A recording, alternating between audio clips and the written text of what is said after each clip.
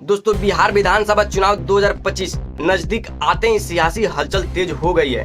सभी दल पूरी ताकत झोंक रहे हैं और इसी बीच कई ओपिनियन पोल और सर्वे सामने आ रहे हैं जो जनता के मूड की झलक दिख रहे हैं। हाल ही में वोट वाइब का एक सर्वे आया जिसने बिहार की राजनीतिक में नए समीकरणों की ओर इशारा किया। इस सर्वे में खास तौर पर प्रशांत किशोर की पार्टी जनसुराज की संभावित भूमिका पर चर्चा की गई है।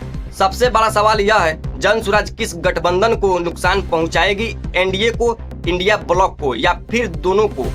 पहला सिनेरियो, अगर जनसुराज को 10% वोट मिलते हैं और इसमें से 5% वोट इंडिया ब्लॉक से कटते हैं तो इंडिया ब्लॉक का वोट शेयर घटकर 34% रह जाएगा, जबकि एनडीए 42% पर रहेगा। ऐसे में एनडीए को साफ बढ़त मिल सकती है। दूसरा सिनेरियो, अगर जनसुराज 10% वोट लेती है और इसमें से 5% वोट एनडीए से आते हैं तो एनडीए 37% पर आ जाएगा और इंडिया ब्लॉक 39 पर पहुंचकर बाजी मार सकता है।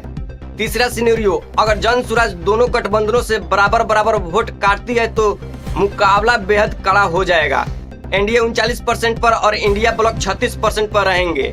यह पार्टी भले ज्यादा सीटें ना जीते लेकिन सरकार बनाने बिगाड़ने की स्थिति में रह सकती है।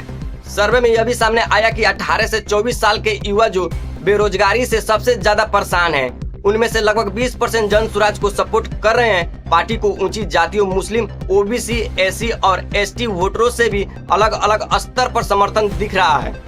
अब बात करें मुख्यमंत्री की रेस की तो सर्वे में तेजस्वी यादव सबसे आगे दिखे। लगभग 33% समर्थन के साथ नीतीश कुमार करीब 24% पर रहे। प्रशांत किशोर 13 से 14 के साथ तीसरे स्थान पर उभर रहे हैं, जबकि चिराग पासवान और सम्राट चौधरी को भी कुछ हद तक पसंद किया गया है। 2020 के चुनाव में एनडीए और इंडिया ब्लॉक लगभग बराबरी पर थे, लेकिन जनसुराज की एंट्री इस बार समीकरण बदल सकती है। पार्टी बेरोजगारी, शासन विरोधी लहर और परंपरागत राजनीति के खिलाफ नाराजगी जैसे मुद्दों पर फोकस कर रही है।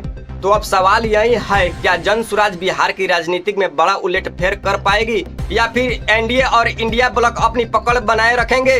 दोस्तों, आपकी राय क्या है? क्या बिहार में 2025 का चुनावी नतीजा किस नए चेहरे की वजह से बदलेगा या पुराने खिलाड़ी आगे निकलेंगे? हमें कमेंट में जरूर बताइए। जय हिंद।